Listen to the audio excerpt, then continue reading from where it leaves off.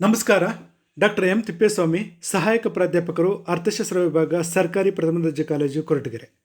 ಈ ಒಂದು ವಿಡಿಯೋದಲ್ಲಿ ನಾನು ಚರ್ಚೆಗೆ ಆಯ್ಕೆ ಮಾಡ್ಕೊಂಡಿರ್ತಕ್ಕಂಥ ವಿಷಯ ಅಂತ ಅಂದರೆ ವಿಶ್ವ ವ್ಯಾಪಾರ ಸಂಘಟನೆ, ವರ್ಲ್ಡ್ ಟ್ರೇಡ್ ಆರ್ಗನೈಜೇಷನ್. ವಿಶ್ವ ವ್ಯಾಪಾರ ಸಂಘಟನೆಯ ಧ್ಯೇಯೋದ್ದೇಶಗಳು ಏನು, ಅದರ ಈ ಒಂದು ಆರ್ಗನೈಜೇಷನ್ ಸ್ಟ್ರಕ್ಚರ್ ಹೇಗಿದೆ, ಹಾಗೆಯೇ ವಿಶ್ವ ವ್ಯಾಪಾರ ಸಂಘಟನೆಯ ಪ್ರಮುಖ ತತ್ವಗಳು ಏನನ್ನು ತಿಳಿಯಪಡಿಸ್ತವೆ, ಹಾಗೆಯೇ ವಿಶ್ವ ವ್ಯಾಪಾರ ಸಂಘಟನೆಯ ಪ್ರಮುಖ ಕಾರ್ಯಗಳನ್ನು ಕುರಿತು ಈ ಒಂದು ವಿಡಿಯೋದಲ್ಲಿ ನಾನು ಚರ್ಚೆ ಮಾಡಲಿದ್ದೇನೆ. ಸೊ ವಿಶ್ವ ವ್ಯಾಪಾರ ಸಂಘಟನೆ, the world trade organisation agreement is in fact the Uruguay Round Agreements, whereby the original GATT is now a part of the World Trade Organization agreement, which come into force from January 1st, 1995.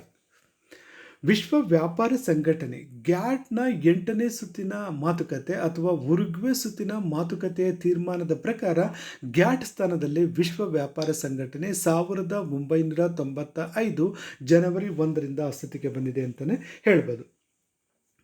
ಈಗಾಗಲೇ ತಮಗೆ ಗೊತ್ತಿರೋ ಹಾಗೆ 1944ರ Britain wood ಸಮ್ಮೇಳನದ ಫಲವಾಗಿ ಜಾಗತಿಕ ಮಟ್ಟದಲ್ಲಿ 2 ಅಂತಾರಾಷ್ಟ್ರೀಯ ಹಣಕಾಸಿನ ಸಂಸ್ಥೆಗಳು ಸ್ಥಾಪನೆಯಾಗಿದ್ದಾವೆ. ಆ ಒಂದು ಹಣಕಾಸಿನ ಸಂಸ್ಥೆಗಳು ಅಂತಂದರೆ ಒಂದು ವಿಶ್ವ ಬ್ಯಾಂಕು, ಇನ್ನೊಂದು ಅಂತಾರಾಷ್ಟ್ರೀಯ ಹಣಕಾಸು ನಿಧಿ.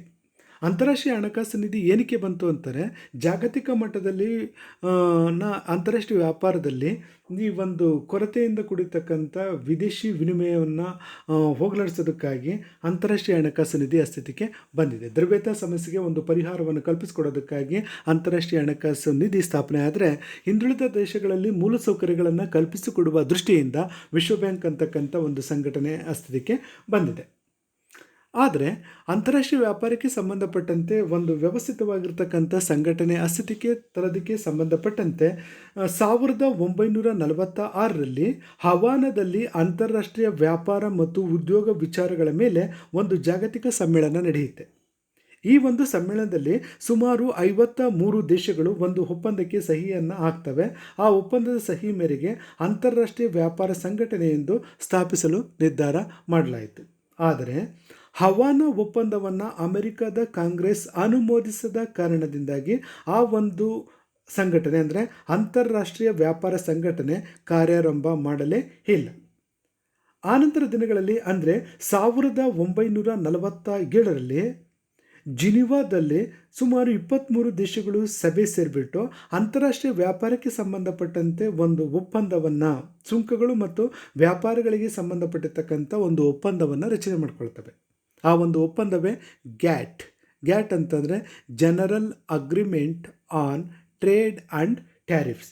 ಸೊ ಈ ಥರ ಗ್ಯಾಟು ಅಸ್ತಿತ್ವಕ್ಕೆ ಬರುತ್ತೆ 1948ರಲ್ಲಿ ಜಿನಿವಾದಲ್ಲಿ ನಡೆದ ಈ ಒಂದು ಮಾತುಕತೆ ಫಲವಾಗಿ. ಸೊ ಈ ಒಂದು ಗ್ಯಾಟ್ನ ಹಲವಾರು ಸುತ್ತಿನ ಮಾತುಕತೆಗಳಿರ್ತವೆ. ಗ್ಯಾಟ್ ಅಂತಂದರೆ ಅಂತಾರಾಷ್ಟ್ರೀಯ ವ್ಯಾಪಾರ ನಡೆಸಲು ಪರಸ್ಪರ ಸ್ವೀಕೃತವಾದ ನಿಯಮಗಳನ್ನು ಒಳಗೊಂಡ ಒಪ್ಪಂದವೇ ಗ್ಯಾಟ್ ಒಪ್ಪಂದ ಅಂತ ನಾವು ಹೇಳ್ತೀವಿ. ಗ್ಯಾಟ್ ಒಪ್ಪಂದ ಅಂತಂತಾರೆ ಇದು ಕೇವಲ ವ್ಯಾಪಾರ ನಡೆಸಲು ಪರಸ್ಪರ ಸ್ವೀಕೃತವಾದ ನಿಯಮಗಳನ್ನು ಒಳಗೊಂಡಿರ್ತಕ್ಕಂಥ ಒಪ್ಪಂದ ಅಂತ ಹೇಳ್ತೀವಿ. ಈ ಗ್ಯಾಟ್ನ ವ್ಯಾಪಾರಕ್ಕೆ ಸಂಬಂಧಪಟ್ಟಿರ್ತಕ್ಕಂಥ ಒಪ್ಪಂದಗಳು ಜಾಗತಿಕ ಮಟ್ಟದಲ್ಲಿ ಹಲವಾರು ಸುತ್ತಿನ ಮಾತುಕತೆಗಳು ನಡೀತವೆ. ಸೊ ಹಲವಾರು ಸುತ್ತಿನ ಮಾತುಕತೆಗಳು ಅಂತಂದರೆ 1948ರಿಂದ 1994ರವರೆಗೂ ಹಲವು ಸುತ್ತಿನ ಮಾತುಕತೆಗಳು ನಡೀತವೆ. ಅದರಲ್ಲಿ ಕೊನೆಯ ಸುತ್ತಿನ ಮಾತುಕತೆ ಅಂತಂದರೆ ಅದು 8ನೇ ಸುತ್ತಿನ ಮಾತುಕತೆ. ಅದನ್ನು ನಾವು ಉರುಗ್ವೆ ಸುತ್ತಿನ ಮಾತುಕತೆಗಳು ಅಂತ ಕರಿತೀವಿ. ಸೊ ಉರುಗ್ವೆ ಸುತ್ತಿನ ಮಾತುಕತೆಗಳಲ್ಲಿ ಸುಮಾರು 120ಕ್ಕಿಂತ ಹೆಚ್ಚು ದೇಶಗಳು ಪಾಲ್ಗೊಂಡಿದ್ವು. 123 ದೇಶಗಳ ಒಮ್ಮತದ ಮೇರೆಗೆ ಈ ಒಂದು ಗ್ಯಾಟ್ನ ಒಪ್ಪಂದಗಳು ಅನುಷ್ಠಾನಕ್ಕೆ ಬರ್ತವೆ. ಆ ಒಂದು ಅನುಷ್ಠಾನಕ್ಕೆ ಬರ್ತಕ್ಕಂಥ ಒಂದು ವ್ಯವಸ್ಥೆಯ ಆಧಾರದ ಮೇಲೆ WTO ಅಸ್ತಿತ್ವಕ್ಕೆ ಬರುತ್ತೆ. ವಿಶ್ವ ವ್ಯಾಪಾರ ಸಂಘಟನೆ ಅಸ್ತಿತ್ವಕ್ಕೆ ಬರುತ್ತೆ. ಯಾವಾಗ 1995 ಜನವರಿ 1ನೇ ತಾರೀಕು. ಗ್ಯಾಟ್ಗೆ ಪರ್ಯಾಯವಾಗಿ ಜಾಗತಿಕ ಮಟ್ಟದಲ್ಲಿ ಅಂತಾರಾಷ್ಟ್ರೀಯ ವ್ಯಾಪಾರಕ್ಕೆ ಸಂಬಂಧಿಸಪಟ್ಟಂಥ ಒಂದು ಸಾಂಸ್ಥಿಕ ಸಂಸ್ಥೆ ಅಂತಕ್ಕಂಥದ್ದು ಅಸ್ತಿತ್ವಕ್ಕೆ ಬರುತ್ತೆ. ಅದು ವಿಶ್ವ ವ್ಯಾಪಾರ ಸಂಘಟನೆ. ಸೊ ಪ್ರಸ್ತುತ ವಿಶ್ವ ವ್ಯಾಪಾರ ಸಂಘಟನೆಯಲ್ಲಿ 164 ದೇಶಗಳು ಸದಸ್ಯತ್ವವನ್ನು ಪಡ್ಕೊಂಡಿದ್ದಾವೆ. ವಿಶ್ವ ವ್ಯಾಪಾರ ಸಂಘಟನೆಯು ಗ್ಯಾಟ್ ಸ್ಥಾನದಲ್ಲಿ ಅಸ್ತಿತ್ವಕ್ಕೆ ಬಂದಿರುವುದರಿಂದ ಅದು ಈಗ ಕಾರ್ಯನಿರ್ವಹಿಸುತ್ತಿಲ್ಲ. ಯಾವುದು ಗ್ಯಾಟ್ ಕಾರ್ಯನಿರ್ವಹಿಸುತ್ತಿಲ್ಲವೋ, ಜೊತೆಗೆ ಅದು ಅಸ್ತಿತ್ವದಲ್ಲಿ ಇಲ್ಲ. ಗ್ಯಾಟ್ನ ಅಂತಿಮ ಸುತ್ತಿನ ಮಾತುಕತೆಯಾಗಿರ್ತಕ್ಕಂಥ ಉರುಗ್ವೆ ಸುತ್ತಿನ ಮಾತುಕತೆಗಳ ಫಲವಾಗಿ ಗ್ಯಾಟು ತನ್ನ ಅಸ್ತಿತ್ವವನ್ನು ಕಳ್ಕೊಂಡು ಜಾಗತಿಕ ಮಟ್ಟದಲ್ಲಿ ಅಂತಾರಾಷ್ಟ್ರೀಯ ವ್ಯಾಪಾರಕ್ಕೆ ಸಂಬಂಧಪಟ್ಟಿರ್ತಕ್ಕಂಥ ಒಂದು ಸಾಂಸ್ಥಿಕ ಸಂಸ್ಥೆಯಾಗಿರ್ತಕ್ಕಂಥ ವಿಶ್ವ ವ್ಯಾಪಾರ ಸಂಘಟನೆ ಅಸ್ತಿತ್ವಕ್ಕೆ ಬಂದಿದೆ. The WTO completely replaced the GATT. There were 77 members countries of the World Trade Organization in 1995. Now there are 164 members. India is the one of the founder members. ನೋಡಿ, ಗ್ಯಾಟ್ನ ಈ ಒಂದು ಇಂಟ್ರೊಡಕ್ಷನ್ ಬಗ್ಗೆ ನಾವು ತಿಳ್ಕೊಂಡ್ವಿ. ಈ ವಿಶ್ವ ವ್ಯಾಪಾರ ಸಂಘಟನೆ ಜಗತ್ತಿನ ಒಂದು ಶಾಶ್ವತ ವ್ಯಾಪಾರ ಸಂಘಟನೆಯಾಗಿದೆ. ಗ್ಯಾಟು ಶಾಶ್ವತವಾಗಿರ್ತಕ್ಕಂಥ ಸಂಘಟನೆ ಅಲ್ಲ, ಆದರೆ ವಿಶ್ವ ವ್ಯಾಪಾರ ಸಂಘಟನೆ ಜಗತ್ತಿನ ಒಂದು ಶಾಶ್ವತವಾಗಿರ್ತಕ್ಕಂಥ ಒಂದು ಸಂಘಟನೆಯಾಗಿದೆ. ಇದು ಜಗತ್ತಿನ ವ್ಯಾಪಾರ ವ್ಯವಹಾರಗಳಿಗೆ ಸಂಬಂಧಿಸಿದ ಎಲ್ಲ ವಿಚಾರಗಳ ಮೇಲುಸ್ತುವಾರಿಯನ್ನು ನಡೆಸುತ್ತದೆ. ಯಾವುದು? ಗ್ಯಾಟ್. ಡಂಕಲ್ ಪ್ರಸ್ತಾಪಗಳಲ್ಲಿ ಸೂಚಿಸಲಾದ ಅಂಶಗಳನ್ನು ಜಾರಿಗೆ ತರಬೇಕಾದ ಗುರುತರವಾದ ಜವಾಬ್ದಾರಿ ಈ ಸಂಘಟನೆಯ ಮೇಲಿದೆ, ಹಾಗೂ ಇದು ಅಂತಾರಾಷ್ಟ್ರೀಯ ವ್ಯಾಪಾರ ವ್ಯವಹಾರಗಳಿಗೆ ಏಕಮಾತ್ರ ಸಾಂಸ್ಥಿಕ ಚೌಕಟ್ಟನ್ನು ಒದಗಿಸ್ತಕ್ಕಂಥ ಒಂದು ಸಂಸ್ಥೆಯಾಗಿದೆ. ಯಾವುದು? ವಿಶ್ವ ವ್ಯಾಪಾರ ಸಂಘಟನೆ.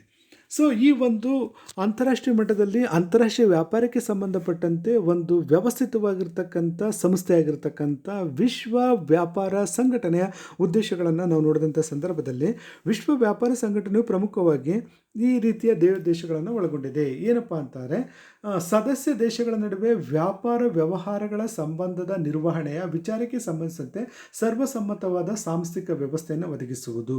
ಅಂದರೆ ವ್ಯಾಪಾರ ವ್ಯವಹಾರಗಳಿಗೆ ಸಂಬಂಧಪಟ್ಟಂತೆ ಒಂದು ಕಾನೂನುಬದ್ಧವಾಗಿರ್ತಕ್ಕಂಥ ಒಂದು ಸಿಸ್ಟಮೆಟಿಕ್ ಆಗಿರ್ತಕ್ಕಂಥ ಸಾಂಸ್ಥಿಕ ವ್ಯವಸ್ಥೆಯನ್ನು ಒದಗಿಸುವ ಉದ್ದೇಶವನ್ನು ಹೊಂದಿದೆ ವಿಶ್ವ ವ್ಯಾಪಾರ ಸಂಘಟನೆ. The important objectives of the World Trade Organization are to provide a platform member countries to decide future strategy related to trade and tariffs. ವ್ಯಾಪಾರ ಮತ್ತು ಸುಂಕಗಳಿಗೆ ಸಂಬಂಧಪಟ್ಟಿರ್ತಕ್ಕಂಥ ಈ ಒಂದು ಒಪ್ಪಂದಗಳನ್ನು ವ್ಯವಸ್ಥಿತ ರೀತಿಯಲ್ಲಿ ಅನುಷ್ಠಾನಕ್ಕೆ ತರತಕ್ಕಂಥ ಉದ್ದೇಶವನ್ನು ಹೊಂದಿದೆ. ಯಾವುದು? ವಿಶ್ವ ವ್ಯಾಪಾರ ಸಂಘಟನೆ.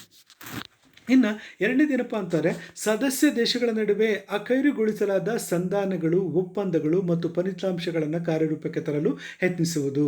ಏನು? ಉರುಗ್ವೆ ಸುತ್ತಿನ ಮಾತುಕತೆಗಳಲ್ಲಿ 120ಕ್ಕಿಂತ ಹೆಚ್ಚು ದೇಶಗಳು ಸಭೆ ಸೇರಿಬಿಟ್ಟು ಏನು ಅಂತಿಮವಾಗಿ ಒಪ್ಕೊಂಡಿರ್ತಕ್ಕಂಥ ಈ ಒಂದು ಸಂಧಾನಗಳು, ಒಪ್ಪಂದಗಳು ಮತ್ತು ಅದರ ಫಲಿತಾಂಶಗಳನ್ನು ಕರಾರುವಕ್ಕಾಗಿ ಜಾರಿಗೆ ತರ್ತಕ್ಕಂಥ ಒಂದು ಉದ್ದೇಶವನ್ನು ಹೊಂದಿದೆ ವಿಶ್ವ ವ್ಯಾಪಾರ ಸಂಘಟನೆ. To provide facility for implementation, administration and operation of multilateral and bilateral agreements of the world trade. Okay, another objective is called to implementation of Uruguay round of multilateral trade negotiations. Uruguay ಸುತ್ತಿನ ಮಾತುಕತೆಗಳ ಫಲಿತಾಂಶಗಳನ್ನು ಅನುಷ್ಠಾನಗೊಳಿಸುವುದು ವಿಶ್ವ ವ್ಯಾಪಾರ ಸಂಘಟನೆ ಇನ್ನೊಂದು ಉದ್ದೇಶ ಅಂತ ಹೇಳ್ತೀವಿ. ಇಲ್ಲಿ ಉರುಗ್ವೆ ಸುತ್ತಿನ ಮಾತುಕತೆ ಅಂದರೆ 1986ರಿಂದ ದಕ್ಷಿಣ ಅಮೆರಿಕ ಖಂಡದ ಉರುಗ್ವೆನಲ್ಲಿ ಉರುಗ್ವೆ ಸುತ್ತಿನ ಮಾತುಕತೆಗಳು ನಡೀತವೆ. ಇದನ್ನು ಗ್ಯಾಟ್ನ ಅಂತಿಮ ಸುತ್ತಿನ ಮಾತುಕತೆ ಅಂತ ಕರಿತೀವಿ. ಸುಮಾರು 8 ವರ್ಷಗಳ ಕಾಲ 8ನೇ ಸುತ್ತಿನ ಮಾತುಕತೆ ನಡೆಯುತ್ತೆ. ಈ ಒಂದು 8ನೇ ಸುತ್ತಿನ ಮಾತುಕತೆಗಳಲ್ಲಿ ಅಥವಾ ಉರುಗ್ವೆ ಸುತ್ತಿನ ಮಾತುಕತೆಗಳ ಫಲಿತಾಂಶವನ್ನು ಅನುಷ್ಠಾನಗೊಳಿಸ್ತಕ್ಕಂಥ ಅಥವಾ ಜಾರಿಗೆ ತರ್ತಕ್ಕಂಥ ಉದ್ದೇಶವನ್ನು ಹೊಂದಿದೆ. ಯಾವುದು? ವಿಶ್ವ ವ್ಯಾಪಾರ ಸಂಘಟನೆ. ಹಾಗೆಯೇ ವಿವಿಧ ದೇಶಗಳ ನಡುವೆ ಉದ್ಭವಿಸಬಹುದಾದ ವ್ಯಾಪಾರ ಸಂಬಂಧಿ ಭಿನ್ನಾಭಿಪ್ರಾಯಗಳು ಮತ್ತು ತಕರಾರುಗಳನ್ನು ಪರಿಹರಿಸುವುದು. ಅಂತಾರಾಷ್ಟ್ರೀಯ ವ್ಯಾಪಾರ ಸರಕುಗಳನ್ನು ರಫ್ತು ಮಾಡ್ತಕ್ಕಂಥ ವಿಚಾರದಲ್ಲಿ, ಆಮದು ಮಾಡ್ಕೊಳ್ತಕ್ಕಂಥ ವಿಚಾರದಲ್ಲಿ, ಬಂಡವಾಳ ಹೂಡಿಕೆಗೆ ಸಂಬಂಧಪಟ್ಟಿರ್ತಕ್ಕಂಥ ವಿಚಾರಗಳಲ್ಲಿ ಸದಸ್ಯ ರಾಷ್ಟ್ರಗಳಲ್ಲಿ ಭಿನ್ನಾಭಿಪ್ರಾಯಗಳು ಕಂಡು ಬಂದಂಥ ಸಂದರ್ಭದಲ್ಲಿ ಆ ಒಂದು ಭಿನ್ನಾಭಿಪ್ರಾಯಗಳನ್ನು ಪರಸ್ಪರ ಮಾತುಕತೆ ಮುಖಾಂತರ ಬಗೆಹರಿಸ್ತಕ್ಕಂಥ ಅಥವಾ ಪರಿಹರಿಸ್ತಕ್ಕಂಥ ಉದ್ದೇಶವನ್ನು ಒಳಗೊಂಡಿದೆ ವಿಶ್ವ ವ್ಯಾಪಾರ ಸಂಘಟನೆ. ಹಾಗೆಯೇ ಅಂತಾರಾಷ್ಟ್ರೀಯ ವ್ಯಾಪಾರ ವ್ಯವಸ್ಥೆಯನ್ನು ಶಾಸನಬದ್ಧಗೊಳಿಸಿ ಆ ಮೂಲಕ ವ್ಯಾಪಾರವನ್ನು ಕಾನೂನಿನ ಚೌಕಟ್ಟಿಗೆ ಒಳಪಡಿಸುವುದು ಇದು ಮುಖ್ಯವಾಗಿರ್ತಕ್ಕಂಥ ಉದ್ದೇಶ. ಅಂತಾರಾಷ್ಟ್ರೀಯ ವ್ಯಾಪಾರ ವ್ಯವಸ್ಥೆಯನ್ನು ಒಂದು ಶಾಸನಬದ್ಧಗೊಳಿಸಿಬಿಟ್ಟು ಆ ಮೂಲಕ ವ್ಯಾಪಾರವನ್ನು ಕಾನೂನಿನ ಚೌಕಟ್ಟಿಗೊಳಪಡಿಸ್ತಕ್ಕಂಥದ್ದು ವಿಶ್ವ ವ್ಯಾಪಾರ ಸಂಘಟನೆಯ ಉದ್ದೇಶ. ಇದು ಒಂದು ಸಂವಿಧಾನ, ಒಂದು ಶಾಸನಬದ್ಧವಾಗಿರ್ತಕ್ಕಂಥ ಒಂದು ಸಂಘಟನೆ. ಯಾವುದು? ವಿಶ್ವ ವ್ಯಾಪಾರ ಸಂಘಟನೆ. ಇಲ್ಲಿ ಕಾನೂನುಗಳು ಪ್ರಬಲವಾಗಿರ್ತವೆ. ಕಾನೂನುಗಳನ್ನು ಉಲ್ಲಂಘಿಸಿರ್ತಕ್ಕಂಥ ಸದಸ್ಯ ರಾಷ್ಟ್ರಗಳ ಮೇಲೆ ನಿರ್ದಾಕ್ಷಿಣ್ಯವಾಗಿರ್ತಕ್ಕಂಥ ಕ್ರಮಗಳನ್ನು ಕೈಗೊಳ್ಳೋದಕ್ಕೆ ಅವಕಾಶ ಇರುತ್ತೆ. ಹಾಗಾಗಿ ವಿಶ್ವ ವ್ಯಾಪಾರವನ್ನು ಒಂದು ಕಾನೂನಿನ ಚೌಕಟ್ಟಿಗೆ ಒಳಪಡಿಸ್ತಕ್ಕಂಥ ಉದ್ದೇಶವನ್ನು ಹೊಂದಿದೆ ಯಾವುದು? WTO. ಆದರೆ ಗ್ಯಾಟ್ಗೆ ಈ ರೀತಿಯ ಈ ಒಂದು ಕಾನೂನು ಚೌಕಟ್ಟು ಇರಲಿಲ್ಲ. ಆದರೆ ವಿಶ್ವ ವ್ಯಾಪಾರ ಸಂಘಟನೆಗೆ ಒಂದು ಕಾನೂನು ಚೌಕಟ್ಟು ಅಂತಕ್ಕಂಥದ್ದನ್ನ ನಾವು ನೋಡ್ತೀವಿ. ಸೊ ಹೀಗೆ ಅಂತಾರಾಷ್ಟ್ರೀಯ ವ್ಯಾಪಾರ ವ್ಯವಸ್ಥೆಯನ್ನು ಶಾಸನಬದ್ಧಗೊಳಿಸಿ ಆ ಮೂಲಕ ವ್ಯಾಪಾರವನ್ನು ಕಾನೂನಿನ ಚೌಕಟ್ಟಿಗೆ ಒಳಪಡಿಸ್ತಕ್ಕಂಥದ್ದು ಈ ಒಂದು ವಿಶ್ವ ವ್ಯಾಪಾರ ಸಂಘಟನೆ ಉದ್ದೇಶ ಅಂತ ಹೇಳ್ತೀವಿ. ಹಾಗೆಯೇ ಈ ಒಂದು ವಿಶ್ವ ವ್ಯಾಪಾರ ಸಂಘಟನೆ ಹೇಗಿದೆ?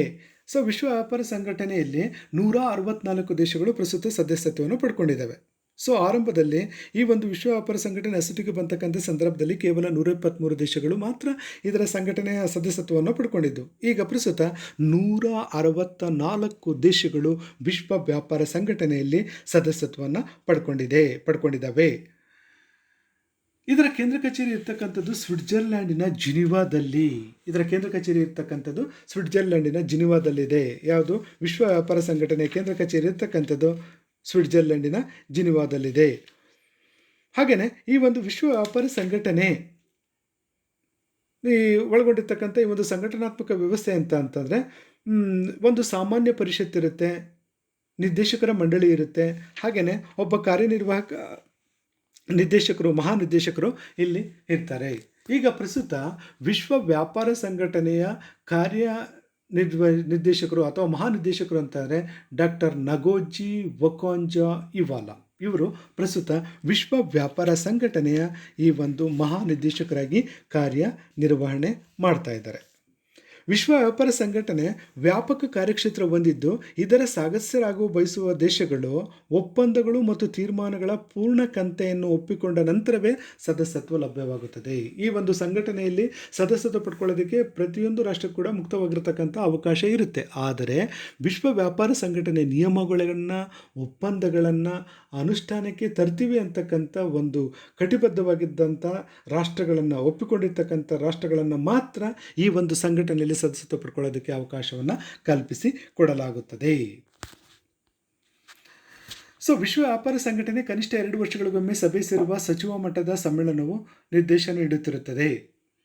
ಅದರ ದಿನನಿತ್ಯದ ವ್ಯವಹಾರಗಳನ್ನು ನೋಡಿಕೊಳ್ಳಲು ಒಂದು ಸಾಮಾನ್ಯ ಪರಿಷತ್ತನ್ನು ರಚಿಸಲಾಗಿದೆ. ವಿಶ್ವ ವ್ಯಾಪಾರ ಸಂಘಟನೆಯ ವ್ಯಾಪಕ ಕಾರ್ಯಕ್ಷೇತ್ರ ಹೊಂದಿದ್ದು ಇದರ ಸದಸ್ಯರಾಗುವ ದೇಶಗಳು ಒಪ್ಪಂದಗಳ ಮತ್ತು ತೀರ್ಮಾನಗಳ ಪೂರ್ಣ ಕಂತೆಯನ್ನು ಒಪ್ಪಿಕೊಂಡ ನಂತರವೇ ಸದಸ್ಯತ್ವ ಲಭ್ಯವಾಗುತ್ತದೆ. ನೆಕ್ಸ್ಟು ವಿಶ್ವ ವ್ಯಾಪಾರ ಸಂಘಟನೆಯ ತತ್ವಗಳು. Principles of world trade organisation. The first principle of World Trade Organization, non-discrimination. All World Trade Organization members countries should be treated equally without discrimination. And second principle of the World Trade Organization, free trade. All the trade barriers should be lowered gradually through negotiations. ಅಂದರೆ ವಿಶ್ವ ವ್ಯಾಪಾರ ಸಂಘಟನೆ ಈ ಕೆಲವೊಂದು ಮೂಲಭೂತವಾಗಿರ್ತಕ್ಕಂಥ ತತ್ವದ ಆಧಾರದ ಮೇಲೆ ಪ್ರತಿಷ್ಠಾಪಿಸಲಾಗಿದೆ. ಏನಪ್ಪ ಅಂತಾರೆ? ತಾರತಮ್ಯ ರಹಿತತೆ. ಈ ತತ್ವದ ಪ್ರಕಾರ ಎಲ್ಲ ವ್ಯಾಪಾರ ನಿರತ ಸದಸ್ಯ ರಾಷ್ಟ್ರಗಳಿಗೆ ಸಮಾನ ಕೃಪೆ ಅಧಿನಿಯಮ ಸ್ಥಾನಮಾನವನ್ನು ನೀಡಲಾಗಿರುತ್ತೆ. ಏನು ಈಗ ಪ್ರಸ್ತುತ ವಿಶ್ವ ವ್ಯಾಪಾರ ಸಂಘಟನೆಯಲ್ಲಿ 164 ದೇಶಗಳು ಏನು ಸದಸ್ಯತ್ವವನ್ನು ಪಡ್ಕೊಂಡಿದ್ದಾವಲ್ಲ, ಆ ಎಲ್ಲ ದೇಶಗಳು ಕೂಡ ಸಮಾನವಾಗಿರ್ತಕ್ಕಂಥ ಈ ಒಂದು ಕೃಪೆ ಅಂತಕ್ಕಂಥದ್ದು ಅಥವಾ ಅಧಿನಿಯಮ ಅಂತಕ್ಕಂಥದ್ದು, ಸ್ಥಾನಮಾನ ಅಂತಕ್ಕಂಥದ್ದು ನೀಡಲಾಗಿರುತ್ತದೆ. ಇಲ್ಲಿ ವಿದೇಶಿ ಸರಕುಗಳ ವಿಚಾರದಲ್ಲಾಗಿರ್ಬೋದು, ಸೇವೆಗಳ ವಿಚಾರದಲ್ಲಾಗಿರ್ಬೋದು, ವ್ಯಾಪಾರ ಚಿಹ್ನೆಗಳ ವಿಚಾರದಲ್ಲಾಗಿರ್ಬೋದು, ಕಾಪಿರೈಟ್ಗಳು, ಪೇಟೆಂಟು, ಹೀಗೆ ಪ್ರತಿಯೊಂದು ವಿಚಾರದಲ್ಲೂ ಕೂಡ ಸಮಾನವಾಗಿರ್ತಕ್ಕಂಥ ಈ ಒಂದು ಪ್ರಾತಿನಿಧ್ಯ ಸದಸ್ಯ ರಾಷ್ಟ್ರಗಳಿಗೆ ನೀಡಲಾಗುತ್ತದೆ. ಹಾಗೆಯೇ ಮುಕ್ತ ವ್ಯಾಪಾರ. ವಿಶ್ವ ವ್ಯಾಪಾರ ಸಂಘಟನೆಯು ವಿದೇಶಿ ವ್ಯಾಪಾರ ಕ್ಷೇತ್ರವನ್ನು ಸೂಕ್ತ ಒಪ್ಪಂದಗಳ ಮೂಲಕ ಉದಾರೀಕರಿಸುವ ಗುರಿ ಹೊಂದಿದೆ. ಅಂದರೆ ವಿಶ್ವ ವ್ಯಾಪಾರ ಸಂಘಟನೆ ಇನ್ನೊಂದು ತತ್ವ ಅಂತಾರೆ ರಾಷ್ಟ್ರಗಳ ಮಧ್ಯೆ ನಡೀತಕ್ಕಂಥ ವ್ಯಾಪಾರದಲ್ಲಿ ಪಾರದರ್ಶಕವಾಗಿರ್ತಕ್ಕಂಥ, ಮುಕ್ತವಾಗಿರ್ತಕ್ಕಂಥ ವ್ಯಾಪಾರ ನೀತಿಯನ್ನು ಅನುಷ್ಠಾನಕ್ಕೆ ತರ್ತಕ್ಕಂಥದ್ದಾಗಿದೆ. ಮತ್ತು ಹಿತಕರ ಪೈಪೋಟಿಗೆ ಉತ್ತೇಜನ. ವಿಶ್ವ ವ್ಯಾಪಾರ ಸಂಘಟನೆಯು ಹಿತಕರ ಮತ್ತು ನಿಷ್ಪಕ್ಷಪಾತವಾದ ಪೈಪೋಟಿಯ ಬೆಳವಣಿಗೆಗೆ ಉತ್ತೇಜನ ನೀಡುವ ಗುರಿ ಹೊಂದಿರುತ್ತದೆ. ಸದಸ್ಯ ರಾಷ್ಟ್ರಗಳ ನಡುವೆ ಈ ಒಂದು ರಫ್ತು ಮತ್ತು ಆಮದು ವಿಚಾರಗಳಲ್ಲಿ, ಉತ್ಪಾದನೆ ಮತ್ತು ವಿತರಣೆ ವಿಚಾರದಲ್ಲಿ ಒಂದು ಹಿತಕರವಾಗಿರ್ತಕ್ಕಂಥ ಅಥವಾ ನಿಷ್ಪಕ್ಷಪಾತವಾಗಿರ್ತಕ್ಕಂಥ ಪೈಪೋಟಿ ಬೆಳವಣಿಗೆಗೆ ಉತ್ತೇಜನ ನೀಡ್ತಕ್ಕಂಥ ಗುರಿಯನ್ನು ಹೊಂದಿದೆ ವಿಶ್ವ ವ್ಯಾಪಾರ ಸಂಘಟನೆ. ಹಾಗೆಯೇ ಇನ್ನೊಂದು ತತ್ವ ಅಂತ ಅಂದರೆ ಅಭಿವೃದ್ಧಿಶೀಲ ದೇಶಗಳ ಬಗ್ಗೆ ಆಸಕ್ತಿಯನ್ನು ಹೊಂದಿದೆ. ವಿಶ್ವ ವ್ಯಾಪಾರ ಸಂಘಟನೆ ಇನ್ನೊಂದು ತತ್ವ ಅಂತ ಅಂತಾರೆ ಅಭಿವೃದ್ಧಿಶೀಲ ದೇಶಗಳು. ಬಹುತೇಕ ಈ ಒಂದು ವಿಶ್ವ ವ್ಯಾಪಾರ ಸಂಘಟನೆಯಲ್ಲಿ ಸದಸ್ಯತ್ವ ಪಡ್ಕೊಂಡಿರ್ತಕ್ಕಂಥ ರಾಷ್ಟ್ರಗಳು ಅವು ಹಿಂದುಳಿದ ರಾಷ್ಟ್ರಗಳು ಅಥವಾ ಅಭಿವೃದ್ಧಿಶೀಲ ದೇಶಗಳು. ಈ ರಾಷ್ಟ್ರಗಳ ಅಂತಾರಾಷ್ಟ್ರೀಯ ವ್ಯಾಪಾರದ ಬಗ್ಗೆ ವಿಶೇಷವಾಗಿರ್ತಕ್ಕಂಥ ಕಾಳಜಿ ಅಥವಾ ಆಸಕ್ತಿಯನ್ನು ಹೊಂದಿದೆ ವಿಶ್ವ ವ್ಯಾಪಾರ ಸಂಘಟನೆ. ಇವಿಷ್ಟು ನೋಡಿ, ಸದಸ್ಯ ರಾಷ್ಟ್ರಗಳ ನಡುವೆ ತಾರತಮ್ಯ ಇರೋದಿಲ್ಲ, ಸದಸ್ಯ ರಾಷ್ಟ್ರಗಳ ನಡುವೆ ಮುಕ್ತ ವ್ಯಾಪಾರ ನೀತಿ ಅನುಷ್ಠಾನದಲ್ಲಿರುತ್ತದೆ, ಸದಸ್ಯ ರಾಷ್ಟ್ರಗಳ ನಡುವೆ ಹಿತಕರವಾಗಿರ್ತಕ್ಕಂಥ ಪೈಪೋಟಿಗೆ ಉತ್ತೇಜನ ನೀಡಲಾಗುತ್ತೆ. ಹಾಗೆಯೇ ಅಭಿವೃದ್ಧಿಶೀಲ ದೇಶಗಳ ಬಗ್ಗೆ ವಿಶೇಷವಾಗಿರ್ತಕ್ಕಂಥ ಆಸಕ್ತಿ ವಿಶ್ವ ವ್ಯಾಪಾರ ಸಂಘಟನೆಗೆ ಇರುತ್ತದೆ. ಇವಿಷ್ಟು the principles of world trade organization. Next ವಿಶ್ವ ವ್ಯಾಪಾರ ಸಂಘಟನೆಯ ಕಾರ್ಯಗಳು.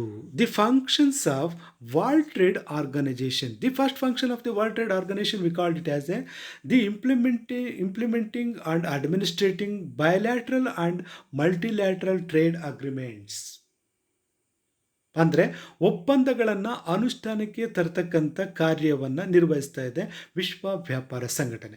ಗ್ಯಾಟ್ನ ಅಂತಿಮ ಸುತ್ತಿನ ಮಾತುಕತೆಯಲ್ಲಿ ಅಖೈರುಗೊಳಿಸಲಾದ ಎಲ್ಲ ಬಹುಪಕ್ಷೀಯ ಸಂಧಾನಗಳು, ಒಪ್ಪಂದಗಳು ಮತ್ತು ಫಲಿತಾಂಶಗಳನ್ನು ಅನುಷ್ಠಾನಗೊಳಿಸುವುದು ವಿಶ್ವ ವ್ಯಾಪಾರ ಸಂಘಟನೆಯ ಆದ್ಯ ಕರ್ತವ್ಯವಾಗಿದೆ ಅಥವಾ ಆದ್ಯ ಕಾರ್ಯವಾಗಿದೆ. ಏನು ಗ್ಯಾಟ್ನ ಅಂತಿಮ ಸುತ್ತಿನ ಮಾತುಕತೆಯಾಗಿರ್ತಕ್ಕಂಥ ಉರುಗ್ವೆ ಸುತ್ತಿನ ಮಾತುಕತೆಗಳಲ್ಲಿ ವ್ಯಾಪಾರಕ್ಕೆ ಸಂಬಂಧಪಟ್ಟಂತೆ, ಸೇವೆಗಳ ವ್ಯಾಪಾರಕ್ಕೆ ಸಂಬಂಧಪಟ್ಟಂತೆ, ಈ ಒಂದು ಕೃಷಿ ಸರಕುಗಳ ವ್ಯಾಪಾರಕ್ಕೆ ಸಂಬಂಧಪಟ್ಟಂತೆ, ಟ್ರೇಡ್ ರಿಲೇಟೆಡ್ ಇಂಟೆಲೆಕ್ಚುಯಲ್ ಪ್ರಾಪರ್ಟಿ ರೈಟ್ಸ್ಗೆ ಸಂಬಂಧಪಟ್ಟಂತೆ, ಟ್ರೇಡ್ ರಿಲೇಟೆಡ್ ಇನ್ವೆಸ್ಟ್ಮೆಂಟ್ ಮೆಜರ್ಸ್ಗೆ ಸಂಬಂಧಪಟ್ಟಂತೆ ಏನು ಒಪ್ಪಂದಗಳು ಆಗಿರ್ತಾವಲ್ಲ, ಆ ಒಂದು ಒಪ್ಪಂದಗಳನ್ನು, ಸಂಧಾನಗಳನ್ನು ಅನುಷ್ಠಾನಕ್ಕೆ ತರ್ತಕ್ಕಂಥ ಮಹತ್ತರವಾಗಿರ್ತಕ್ಕಂಥ ಕಾರ್ಯವನ್ನು ನಿರ್ವಹಿಸ್ತಾ ಇದೆ ಇವತ್ತು ವಿಶ್ವ ವ್ಯಾಪಾರ ಸಂಘಟನೆ. ಇದು ಒಂದು ಪ್ರಮುಖವಾಗಿರ್ತಕ್ಕಂಥ ಕಾರ್ಯ. ಹಾಗೆಯೇ world trade organization encouragement to settle the disputes by the way of consultation among the members countries. ವ್ಯಾಜ್ಯಗಳನ್ನು ಪರಿಹಾರ ಮಾಡ್ತಕ್ಕಂಥದ್ದು. ಸದಸ್ಯ ದೇಶಗಳು ವ್ಯಾಪಾರ ವ್ಯವಹಾರದಲ್ಲಿನ ಎಲ್ಲ ತಂಟೆ ಮತ್ತು ತಕರಾರುಗಳನ್ನು ಬಗೆಹರಿಸ್ತಕ್ಕಂಥದ್ದು ಮತ್ತು ಸೂಕ್ತ ನ್ಯಾಯ ಪರಿಹಾರವನ್ನು ಒದಗಿಸುವುದು ವಿಶ್ವ ವ್ಯಾಪಾರ ಸಂಘಟನೆಯ ಒಂದು ಜವಾಬ್ದಾರಿಯಾಗಿದೆ. ಏನು ಸದಸ್ಯ ರಾಷ್ಟ್ರಗಳ ನಡುವೆ ಅಂತಾರಾಷ್ಟ್ರೀಯ ವ್ಯಾಪಾರಕ್ಕೆ ಸಂಬಂಧಪಟ್ಟಂತೆ ರಫ್ತುಗಳನ್ನು ಮಾಡ್ತಕ್ಕಂಥ ವಿಚಾರದಲ್ಲಿ, ಆಮದುಗಳನ್ನು ಮಾಡ್ತಕ್ಕಂಥ ಈ ಒಂದು ಸಂದರ್ಭದಲ್ಲಿ, ಬಂಡವಾಳ ಹೂಡಿಕೆಗೆ ಸಂಬಂಧಪಟ್ಟಿರ್ತಕ್ಕಂಥ ವಿಚಾರದಲ್ಲಿ ಭಿನ್ನಾಭಿಪ್ರಾಯಗಳು ಉಂಟಾದಂಥ ಸಂದರ್ಭದಲ್ಲಿ ಆ ಒಂದು ಭಿನ್ನಾಭಿಪ್ರಾಯಗಳನ್ನು ಅಥವಾ ವ್ಯಾಜ್ಯಗಳನ್ನು, ತಂಟೆ ತಕರಾರುಗಳನ್ನು ಪರಸ್ಪರ ಮಾತುಕತೆ ಮುಖಾಂತರ ಬಗೆಹರಿಸೋದಕ್ಕೆ ವೇದಿಕೆಯನ್ನು ಕಲ್ಪಿಸಿಕೊಟ್ಟು ಆ ಮುಖಾಂತರ ವ್ಯಾಜ್ಯಗಳನ್ನು ಪರಿಹರಿಸ್ತಕ್ಕಂಥ ಕಾರ್ಯವನ್ನು ನಿರ್ವಹಿಸ್ತಾ ಇದೆ ವಿಶ್ವ ವ್ಯಾಪಾರ ಸಂಘಟನೆ. ಹಾಗೆಯೇ ಸಮನ್ವಯ ಕಾರ್ಯವನ್ನು ಕೂಡ ನಿರ್ವಹಿಸ್ತಾ ಇದೆ. ಸಮನ್ವಯ ಕಾರ್ಯ ವಿಶ್ವ ಆರ್ಥಿಕ ನೀತಿ ನಿರೂಪಣೆಯಲ್ಲಿ ಹೆಚ್ಚಿನ ಸಾಮರಸ್ಯ ಮೂಡಿಸುವುದು ವಿಶ್ವ ವ್ಯಾಪಾರ ಸಂಘಟನೆಯ ಒಂದು ಮಹತ್ತರವಾಗಿರ್ತಕ್ಕಂಥ ಜವಾಬ್ದಾರಿಯಾಗಿದೆ. ಈ ಕಾರ್ಯ ಸಾಧನೆಗಾಗಿ ಅದು ಅಂತಾರಾಷ್ಟ್ರೀಯ ಹಣಕಾಸು ನಿಧಿ, ವಿಶ್ವ ಬ್ಯಾಂಕು ಮತ್ತು ಇತರೆ ಅಂತಾರಾಷ್ಟ್ರೀಯ ಸಂಸ್ಥೆಗಳ ನಡುವೆ ಸಮನ್ವಯವನ್ನು ಸಾಧಿಸ್ತಕ್ಕಂಥ ಕಾರ್ಯವನ್ನು ನಿರ್ವಹಿಸ್ತಾ ಇದೆ. World trade organization cooperates with the IMF and world bank with the view to achieving greater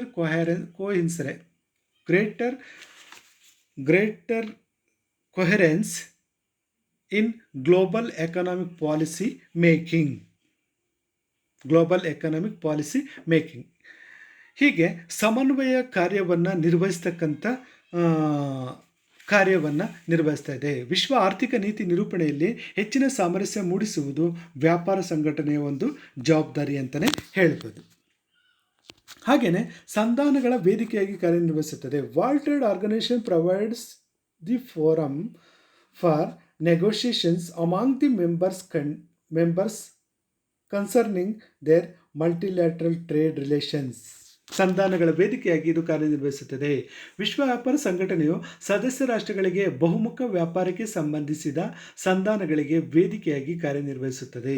ಸದಸ್ಯ ರಾಷ್ಟ್ರಗಳಿಗೆ ಈ ಒಂದು ಬೌದ್ಧಿಕ ಆಸ್ತಿ ಹಕ್ಕುಗಳಿಗೆ ಸಂಬಂಧಪಟ್ಟಿರ್ತಕ್ಕಂಥ ಈ ಒಂದು ವ್ಯವಹಾರಗಳಾಗಿರ್ಬೋದು, ಟ್ರೇಡ್ ರಿಲೇಟೆಡ್ ಇನ್ವೆಸ್ಟ್ಮೆಂಟ್ ಮೆಜರ್ಸ್ಗೆ ಸಂಬಂಧಪಟ್ಟಿರ್ತಕ್ಕಂಥ ವ್ಯವಹಾರಗಳಾಗಿರ್ಬೋದು, ಈ ಒಂದು ಬಹುಮುಖ ವ್ಯಾಪಾರ ಸಂಬಂಧಕ್ಕೆ ಸಂಬಂಧಿಸಿದ ಸಂಧಾನಗಳಿಗೆ ವೇದಿಕೆಯಾಗಿ ಕಾರ್ಯನಿರ್ವಹಿಸ್ತಕ್ಕಂಥ ಕಾರ್ಯವನ್ನು ನಿರ್ವಹಿಸ್ತಾ ಇದೆ. ಯಾವುದು? ವಿಶ್ವ ವ್ಯಾಪಾರ ಸಂಘಟನೆ.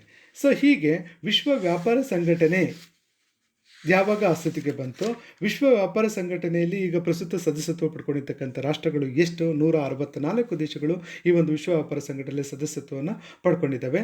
ಹಾಗೆಯೇ ಈ ಒಂದು ವಿಶ್ವ ವ್ಯಾಪಾರ ಸಂಘಟನೆಯ ಉದ್ದೇಶಗಳೇನು, ಹಾಗೆಯೇ ವಿಶ್ವ ವ್ಯಾಪಾರ ಸಂಘಟನೆ ಹೇಗೆ ತನ್ನ ಕೇಂದ್ರ ಕಚೇರಿಯನ್ನು ಒಳಗೊಂಡಿದೆ, ಹಾಗೆಯೇ ವಿಶ್ವ ವ್ಯಾಪಾರ ಸಂಘಟನೆಯ ಪ್ರಮುಖ ತತ್ವಗಳೇನು ಮತ್ತು ವಿಶ್ವ ವ್ಯಾಪಾರ ಸಂಘಟನೆಯ ಪ್ರಮುಖ ಕಾರ್ಯಗಳೇನು ಅನ್ನೋದನ್ನು ಈ ವಿಡಿಯೋದಲ್ಲಿ ನಾನು ಸವಿಸ್ತಾರವಾಗಿ ಚರ್ಚೆ ಮಾಡಿದ್ದೀನಿ.